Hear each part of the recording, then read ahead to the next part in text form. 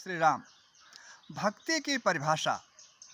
भक्ति की परिभाषा स्पष्ट कर पाना यद्यपि मेरे लिए कठिन है, फिर भी प्रयास कर रहा हूँ। भक्ति क्या है, इसकी निश्चित परिभाषा कर पाना यद्यपि कठिन है, परंतु जहाँ तक मेरा ज्ञान है वहाँ तक इसे परिभाषित करने का प्रयास कर रहा हूँ। संत शिरोमणि महाकवि गुरुस्वामी तुलसीदास ने नवधा भक्ति का निरूपण किया है। उन्होंने लिखा, प्रथम भगति संतन कर संगा, और दूसर रति मम कथा प्रसंगा, गुरुपद पंकज सेवा, तीसर भगत अमान, चौथी भगत मम गुणगन, करहि कपट तजिगान आदि आदि। यहाँ पर नवधा भक्ति का जो निरूपण हुआ है वो महाकवि ने शास्त्रों से, पुराणों से लिया है। उन्होंने स्वयं लिखा है, नाना पुराण निगमागम सम्मति। महात्मा तुलसीदास को कहा जाता है कि सूर सूर तुलसी शशि, उडगन के शोदास, अब के कवि खद्योतसम, जहाँ तहाँ करत प्रकाश। यानी सूरदास को सूर्य से और महात्मा तुलसीदास को चंद्रमा से तुलना की जाती है। इसका अभिप्राय यह है कि सूर्य के पास स्वयं प्रकाश होता है, परंतु चंद्रमा के पास स्वयं का प्रकाश नहीं होता है, वह सूर्य के प्रकाश से प्रकाशित होता है। महात्मा तुलसीदास ने शास्त्रों से, पुराणों से जो कुछ लिया है, इसलिए उन्हें उनकी तुलना चंद्रमा से की जाती है। इसी तरह से एक बात हम और सुनते हैं कि सार सार सूरा कही, तुलसी कही अनूठी, बची खुची कबीरा कही, बाकी कही सो झूठी। तो ये 9 प्रकार की भक्ति का जो निरूपण हुआ है, इससे भक्ति की निश्चित परिभाषा स्पष्ट नहीं होती है, क्योंकि भक्ति की परिभाषा से यह स्पष्ट हो जाना चाहिए कि भक्ति क्या है। क्योंकि परिभाषा का अभिप्राय यह होता है कि चंद शब्दों में किसी व्यक्ति, वस्तु, यानी जिसको भी हम परिभाषा देना चाहते हैं, जिसको परिभाषित करना चाहते हैं, उसकी यथा स्थिति का सहजता से हमें बोध हो जाए। परंतु इस प्रकार तो ये बहुत बृहद हो जाती है, फिर हम कैसे समझ सकते हैं कि हम भक्त हैं अथवा नहीं हैं। इस संदर्भ में मुझे एक रामानुजाचार्य की परिभाषा मिली। रामानुजाचार्य विशिष्टाद्वैतवाद के प्रवर्तक हैं और उन्होंने लिखा है कि ईश्वर से निष्काम भाव से किया जाने वाला प्रेम ही भक्ति है। यानी प्रेम जब निष्काम हो जाए, कामनाओं से पूर्णतः मुक्त हो जाए, तो भक्ति में परिवर्तित हो जाता है। प्रेम क्या है? प्रेम मनुष्य की रागात्मक वृत्तियों का संकेत है। अब यहाँ हम ये देखते हैं कि निष्काम शब्द जो है, भारतीय दर्शन में निष्काम शब्द का बार बार प्रयोग हुआ है। हम यह भी कह सकते हैं कि भारतीय दर्शन का प्राण तत्व, सार तत्व निष्काम है। जिस तरह से भारतीय दर्शन में निष्काम शब्द का बार बार प्रयोग हुआ है, उसी तरह पाश्चात्य दर्शन में भी एक शब्द की बार बार पुनरावृत्ति हुई है, और वह शब्द है शुद्ध। वहाँ शुद्ध बुद्धि की बात की गई है, शुद्ध विचार की बात की गई है, और शुद्ध संकल्प की बात की गई है।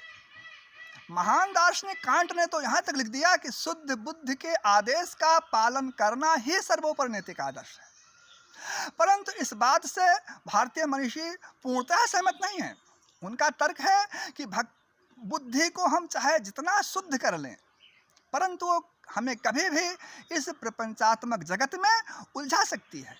संत शिरोमणि महाकवि गुरुस्वामी तुलसीदास का भी यही मानना है। उन्होंने लिखा कि ज्ञान की पंथ कृपानु की धारा, और परतु खगेश न लागे बारा। यानी ज्ञान का जो रास्ता है, ज्ञान का जो वत्म है, ज्ञान का जो पथ है, वो तलवार पर चलने के समान अत्यंत क्लिष्ट है, अत्यंत कठिन है। इस पर गिरने से देर नहीं लगती है। इसलिए हमें भक्ति का सहारा लेना आवश्यक है। जब तक हम भक्ति का आश्रय नहीं लेंगे तब तक सिर्फ ज्ञान के सहारे अपने मंजिल तक नहीं पहुंच सकते हैं। तो भक्ति क्या है? हम ईश्वर से प्रेम करें, केवल प्रेम। तुलसीदास का भी मानना है कि राम ही केवल प्रेम प्यारा, जान लेहु जिन जान निहारा। राम ही केवल शब्द का उन्होंने प्रयोग किया, मात्र केवल। राम को केवल क्या प्रिय है? प्रेम। बस प्रेम करो, लेकिन निष्काम हो। प्रेम जब तक निष्काम नहीं होगा तब तक वो भक्ति में परिवर्तित नहीं हो सकता है। इसलिए हम ईश्वर से प्रेम करें परंतु कामनाओं से पूर्णतः मुक्त हो जाएं।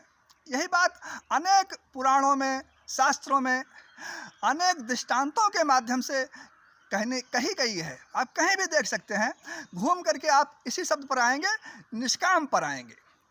ज्ञान भक्ति दोनों में समन्वय की जरूरत है। यहाँ एक शब्द और जुड़ता है, वो है कर्म। यानी ज्ञान, भक्ति और कर्म, जब तीनों में समन्वय हो जाए तभी हम पूर्णत्व की ओर जा सकते हैं। अगर इसमें से एक दूसरा, अगर इसमें से कोई कमी है तो निश्चित ही हम अपने लक्ष्य तक नहीं पहुंच सकते हैं। तो सबसे बड़ी चीज़ है भक्ति की परिभाषा कि हम ईश्वर से प्रेम करें परंतु कामनाओं से मुक्त हो जाएं। क्योंकि यदि हमारे अंदर कामना होगी तो फिर हम अपने लक्ष्य तक नहीं पहुंच पाएंगे, रास्ते में भटक जाएंगे। महात्मा तुलसीदास ने अपनी रामचरितमानस में कई स्थानों पर ऐसे दृष्टांत दिए हैं कि जिन्हें राम से प्रेम हो जाता है फिर उनके पास कोई कामना नहीं रहती है। राम बिलास रमा अनुरागी और तजत बमन जन जन बड़भागी।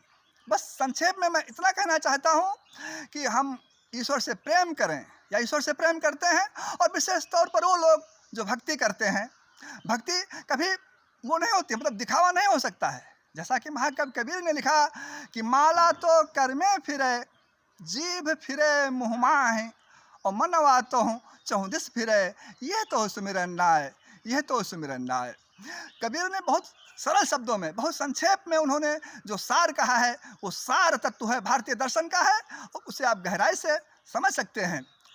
उन्होंने लिखा कि माला फेरत जुग फिरा, माला फेरत जुग फिरा, फिरा न मन का फेर, कर का मन का डार दे, मन का फेर। यानी माला फेरने से हम अपने लक्ष्य की ओर, अपने गंतव्य की ओर नहीं जा सकते हैं। हमें मन को फेरना है। शरीर हमारा कहीं भी रहे, इससे कोई फर्क नहीं पड़ता है, परंतु हमारा मन जो है वो गोविंद के चरणों में समर्पित रहे। हम किसी भी स्थिति में रहें, कहीं भी रहें, लेकिन हमारा ध्यान, हमारा मन गोविंद के चरणों में लगा रहे। बस यही भक्ति है। और हमारे पास कुछ भी ना रहे, जैसा कि भरत ने अपने जीवन में स्पष्ट करके दिखाया कि अर्थ न धर्म न काम रुचि, गति न चहो निर्वाण, जन्म जन्म रत राम पद अश वरदान नान। राम के चरणों में रति प्रेम, केवल जन्म जन्म तक सदैव राम के चरणों में मेरा प्रेम रहे। बस राम के चरणों में प्रेम, संसार की समस्त वांछाओं से, कामनाओं से पूर्णतः मुक्ति, यही भक्ति है। जय श्री राम।